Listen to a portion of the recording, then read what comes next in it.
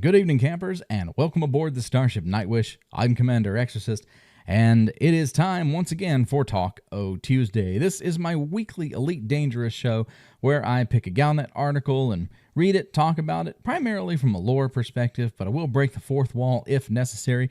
This is our chance to look at what's happening in the greater Elite Dangerous galaxy. And again, thank you for joining me today, and we're going to get right to it because I can tell from the expression on all your faces that you're just as excited as I was for this Galnet article, because we've got President-elect Felicia Winters picking her cabinet members.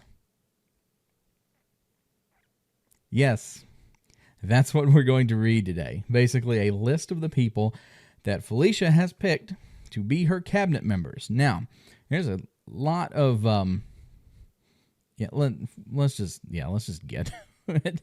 So we've got Winters appoints future cabinet members, and I'm sure they're all excited that they're finally getting paid off for all the contributions to her campaign and, all the, President-elect Felicia Winters has officially selected new heads for each executive department of the federal government. Boy, aren't we blessed with that.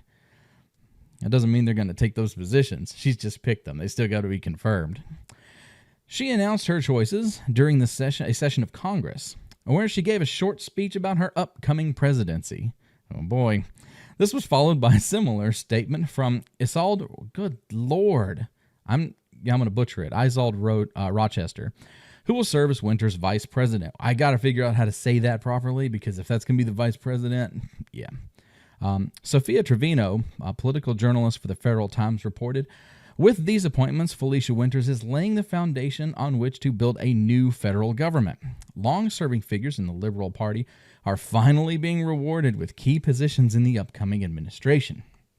Now, let's talk about that upcoming administration, because I think, in my opinion, that the Federation is in a lot of trouble. You can see from the picture in the background.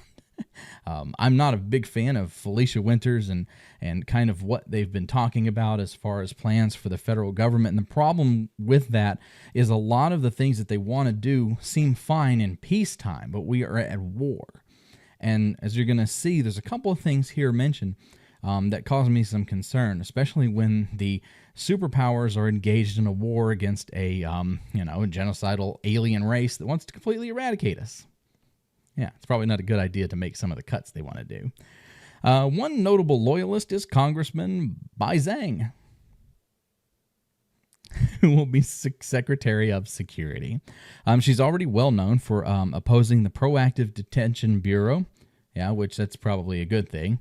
Doesn't even sound good. The Proactive Detention Bureau will arrest you before you commit a crime. That way you don't commit a crime and you stay innocent, but you're arrested.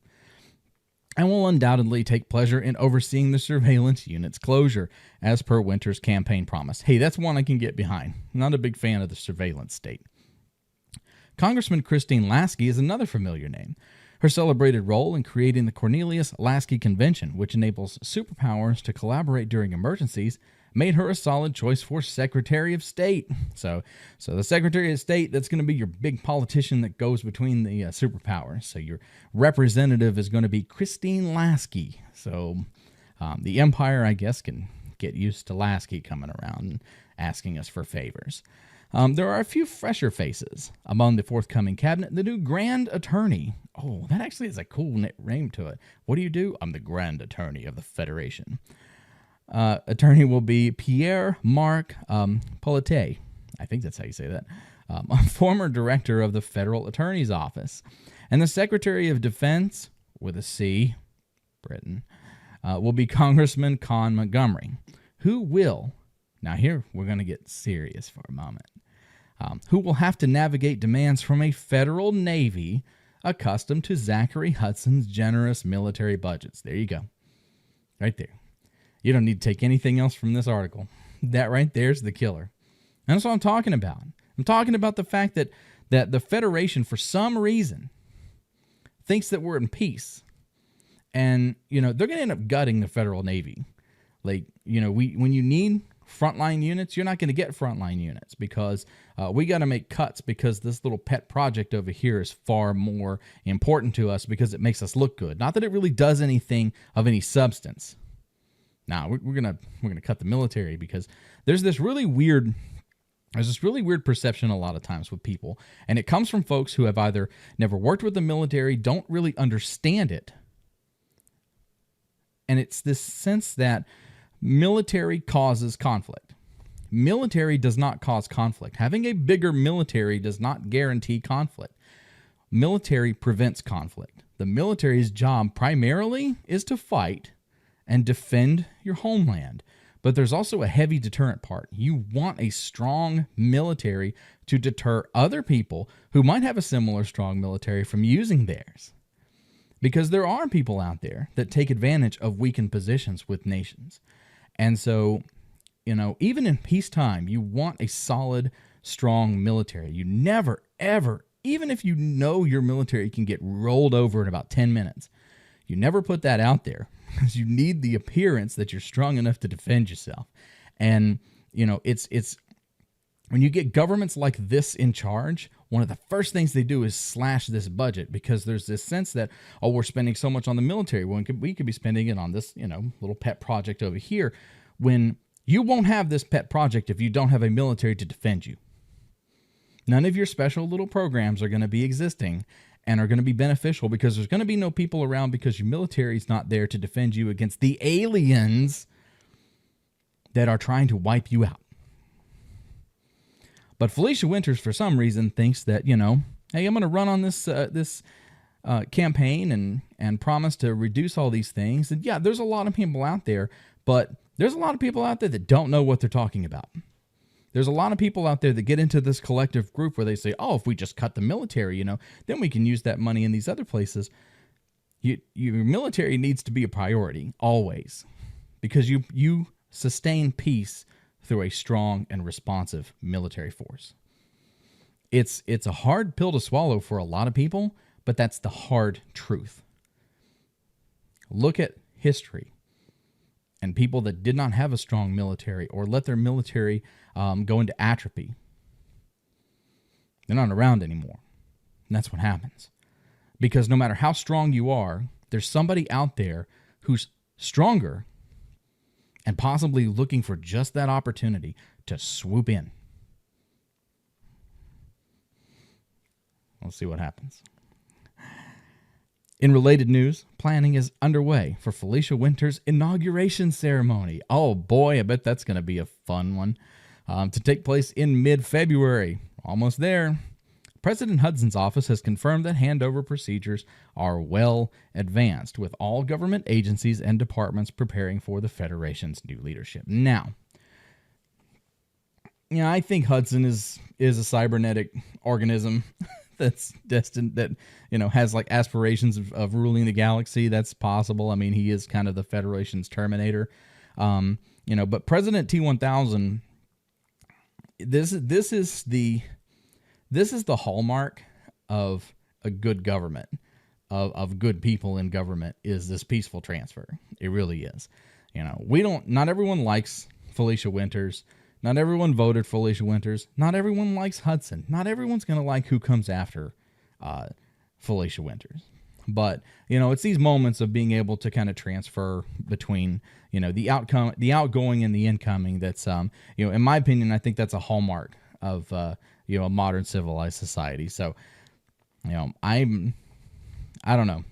My problem is, for me, is that I'm not a fan of politicians anyway.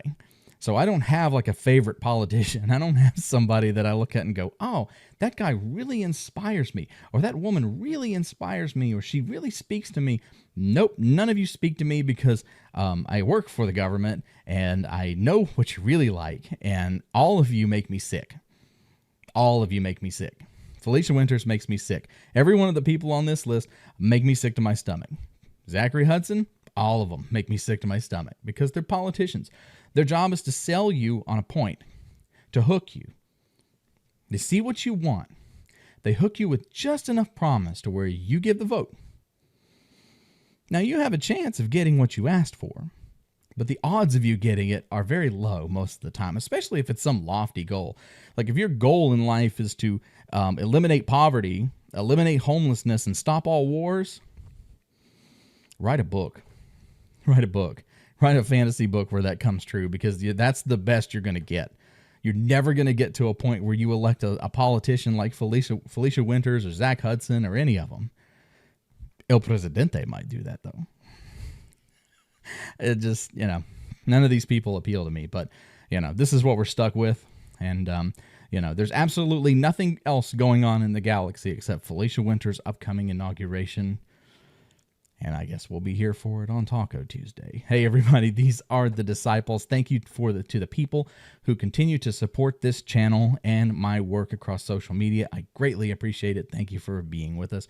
If you're interested in joining the Holy Disciples, then you can go to patreon.com/Commander Exorcist, CMDR Exorcist, and pledge your support. You get monthly vlogs and a couple of other special videos, early access to things that doesn't show up on the main channel. So I'd love to have you part of the team. And that is it for Talk O Tuesday today. We've got Felicia Winters. She's picked her people, and I'm sure they're okay people.